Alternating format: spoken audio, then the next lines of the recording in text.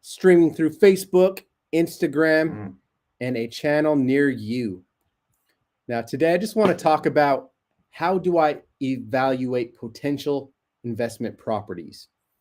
A lot of people, before stepping into the industry and getting their feet wet, they want to get caught up in this analysis paralysis, trying to master every equation and get it all right before stepping out and taking action.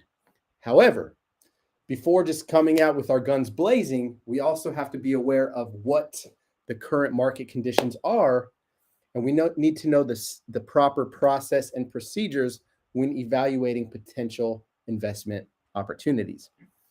Now, the first and number one thing that I'm going to do whenever I'm reviewing a potential investment property is I'm going to analyze the neighborhood. I want to get a feel for what are similar houses selling for in the area. What is the current rental market looking like? I'm going to go look at the crime stats, because the last thing that I want to do is buy a rental in the hood, right? So in order to buy and start acquiring your real estate investment portfolio, you want to make sure that you have houses in decent areas, or if we're investing in a lower income area, at least making sure that we're staying out of crime zones and heavy traffic areas. So by researching the neighborhood, we want to understand what is the current market conditions and what are the future market conditions, meaning is there any revitalization taking place in this pocket? Is this property in what is known as the opportunity zone? Opportunity zones provide tax structure for real estate investors who invest in certain areas, depending on the time in the local municipalities. But by doing a deep dive on the neighborhood, we get a thorough perspective on what these houses are selling for, what it's going to warrant for in rent amounts, and what those data points look like across the board. Now, we also want to review what is the property condition, right? Property condition is going to be another determining factor on our numbers. We want to see when is the last time that the kitchen was updated? When is the last time that the bathrooms were updated? Does it need paint? Does it need new flooring? All of these factors play in and really have an impact on the bottom line when it comes to looking at your numbers. You want to also analyze your operating expenses. Operating expenses, main things to look for: property taxes. What is the annual property taxes for this property? What is the insurance? How much are they paying per month in insurance for this property? And we, of course, want to account for vacancies and repairs, right? So when we're looking at the annual property taxes, we're taking that total number and we're dividing that by 12 for 12 months in a year, adding that in to expenses on the operating income. Same thing with the insurance. Yes, you got to keep your property insured. That way, if there's any fire damage or any other factors, that you're protected. And of course, vacancies, just accounting for turnover rates. If some of your tenants move out and there's a 2 week to a month lapse, we want to make sure that's accounted for. Now, when we're looking at the big picture, guys, I want to tell a story about Blockbuster, because Blockbuster is the perfect story that we're looking at, especially in a shifting market, a shifting industry, and a shifting economic climate such as this. Now, Blockbuster, the old brick and mortar, they used to be the best in class when it came to any type of TV productions. I remember going to Blockbuster to rent movies. I remember going to Blockbuster as a kid to pick up CDs, to buy movies. It was a cool place for me to fully immerse myself, to get involved in popular culture and shop for the things that me as a young child or young adult was looking for. Well, we all know what happened. Brick and mortar, for the most part, started to get destroyed around 2008, the last market turn. Some of the best businesses came out and spawned out of these massive market recessions. Look at Uber. Look at Netflix, Amazon in the early 2000s. All these are buku big companies that saw these market turns and corrections as opportunities to lean in. This story gets a little bit deeper, because there came a time in the life of Blockbuster when we were starting to see this new virtual model emerging, that Blockbuster actually had the opportunity to acquire Netflix. There was an acquisitions opportunity that was brought to the table where Blockbuster had the means and the resources to buy Netflix. And if they were looking into the future, if they were projecting the way that they could have been, and they had the right people in the right seats, then Blockbuster might be here today.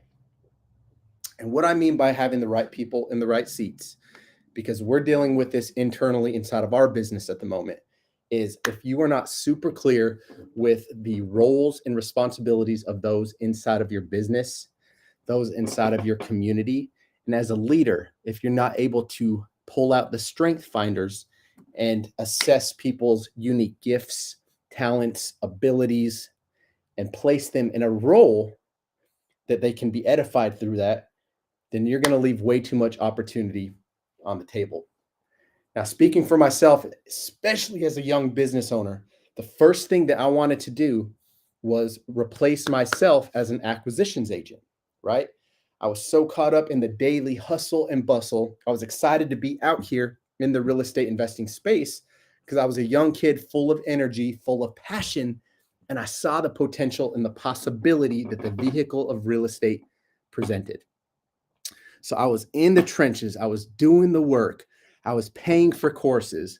I was immersing myself in every networking event, every community that I could be a part of to learn the game. And so the first role that I wanted to replace myself was that acquisitions manager, right? Now I call this firing yourself. Whenever you've built out a process enough that you can step out of the equation and assign a new person to handle that role, well, you just freed up your time, your energy, and resources to step out and build something new or focus your intentions on other money-making activities. But as I started to grow, an acquisitions manager started to build on a virtual assistant squad. You would call this vertically integrating. Well, somewhere in the process of vertical integration, because I was spinning too many plates and wearing too many hats, well, some of the management, the big picture management that was taking place on the back end, and the HR and the training that needed to take place to make sure that our new members were equipped with the tools that they needed to scale, they got overlooked. And it was no one's fault but my own. Why? Because I never took the proper procedures to make sure that the right people were assigned to the right seats and that they had adequate training underneath them. And as a leader, if you want to step into this business and build a sustainable business where you can start to employ the resources of other people, you need to make sure that you are equipped and that you can lead with passion. So there's an old John Maxwell saying, he says, it's called the law of the lid. It's like a universal law, but the law of the lid says that the operation of an organization, it's only going to operate at the level of the leadership that is in place. So if that leader is operating at a level 7, between a 1 to 10, and we're operating at a level 7 as a leader, well, guess what? Your organization is going to top out at a level 6 because the leader is going to set the tone and set the temperature inside of the business and inside of the organization, where everyone below that leader is going to fall into place. So if the leader is not taking the proper time to make sure that their people are taken care of, that they have the right training, that they have the right resources, the right tools, the right softwares, then they're not going to fully equip them with the roles and responsibilities that are taking place. So tying this loop back to where we're talking about Blockbuster getting destroyed by Netflix, this entire happening, the rise and the fall of a business and the rise of a new virtual technology business could have all been different in the course of history as we know it, could very well be shifted in a direction that might have been more favorable to Blockbuster, right? Blockbuster simply could have acquired Netflix if they saw where the market was going. If they saw that technology is on a mission to change the game and change the way that we do life and business. So looking back to 2008, That was the first buku technology run, if you will.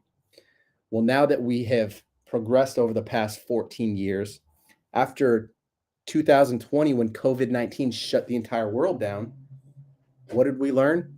We learned how to utilize and operate a virtual workforce. Now, Zoom communications, Zoom as we know it, had been in motion building out the infrastructure of their platform for years. And there was businesses, there was teams utilizing it, but the opportunity for expansion and where the Zoom stock started to explode was after the world shut down. And a lot of these businesses were forced to adapt more of a virtual model. So where I'm going with this, guys, as a young business owner, as a professional, and as a real estate investor, we need to be able to analyze the times and see where the ball is going so that we can make the proper moves and put the right people and the right steps in place to make sure that we are safeguarding our business. Now, how does this even tie into investment properties as a whole? It has everything to do with investment properties, because guess what? You have all the data points at your fingertips where you can go on Zillow, you can go on PropStream, you can go on these different sites and apps and literally see what similar houses are selling for. You could look up the owner contact information of these properties to see who bought what. Was it a hedge fund? Was it another investor? Was it an individual buyer, right? And we're taking all of these data points, and as we look at the macro picture, the bigger picture of it, it gives us a roadmap to see where other investors are making their entry into the market, and we can also assess their exit strategy in the process. Are they holding it as a buy and hold and keeping a rental? Did they buy a cheap house and they flipped it? We want to look at these data points in order to make sure that we are making smart investment decisions across the board. Now, the last two things that I want to touch on when it comes to evaluating potential investment properties, cap rate, right? Cap rate is very simple. It's just, what is the capitalization? Meaning if a property is bought for $100,000, what is the return on investment for that property? A 10% cap rate, for example, would be, hey, we spent $100,000 on this property. We expect to make a 10% return per year or per annum on that investment, right? So that would say, hey, we got a net operating income of $10,000, which is 10% of 100,000. In its simplest form, that's what a cap rate is. So all these things are factors that we need to consider, right? And these are all things that we talk about on a high level inside of our inner circle community. We got a lot of different clients, a lot of strategic partnerships across the board of individuals who come into our fold. The way that we view real estate is that real estate is a team sport, and together we can all achieve more. You might have access to an off-market property that I don't. We might have access to big buyers and institutional investors that can pay more for the property, right? You might have a lead on a mobile home park that my group or someone else is looking for in that current market. And one thing we have learned over the past 2 to 3 years is that a lot of real estate is going virtual. And as long as we have efficient management processes in place, we can acquire properties in different locations as long as we have the right systems and the right people in the right seats. So I encourage you guys, get out there, stay consistent. I know in this shifting real estate climate, sometimes it can be a little bit disheartening because it seems like there's not enough inventory, not enough properties that are coming into the fold. But just know that there's a tsunami of opportunities that are going to start coming into the marketplace, because what? We're starting to see distress in the streets. And what that means is people are going to more and more start falling behind payments, start needing more assistance and more help with their properties. And that gives creative and strategic real estate investors such as us an opportunity to step in and to solve these people's real estate related problems. So get out there, guys. Find a community, find a group of people who's got your back. Find an inner circle where you can learn the tools, where you can get the strategies that you can take the ideas, the resources, the business strategies, and the infrastructure of people who have already blazed the trail and been ahead of yourself. And you can pick apart and pull the strategies outside of their business, right? As they're teaching, as they're edifying, and you can apply them to what you are doing in your business as well. Business is simple. People are complicated. Speaking for myself, I have a way of taking a simple equation and making it more complicated than it needs to be, because I feel like I'm building systems. But the more complex your systems become, well, guess what? It's more confusion for your people and your team and your staff. So the old acronym KISS, keep it simple, stupid, applies now more than ever in the real estate investing space. And the more that you can simplify this process, creating an easy, digestible system in your business, it's going to help you to grow quicker than you could have done it doing something more complicated. So number one takeaway, guys, find a simple, digestible training process or organization or team or system that you can start to implement to keep the operation simple, but allow you the time and the bandwidth, the mental energy to focus on things that truly matter. So if you guys got something out of this, if you guys are in a place where you're ready to jump in, you're ready to grow your business to the next level, you're ready to get involved in a network, in a community, a learning community of real estate investors who have the tools, who've been in the game, and you can leverage their resources, go ahead and type in the chat, hit the word scale. Either that or send me a direct message. We'd love to get you guys in the fold. We got a bunch of free training on the back end. We have a lot of resources that can get you straight in the game where you can start learning immediately, applying that knowledge, and getting on the fast track to closing more deals with consistency. So with that, guys, love you guys. Get out there, stay consistent, stay in the game, guys. The best is yet to come.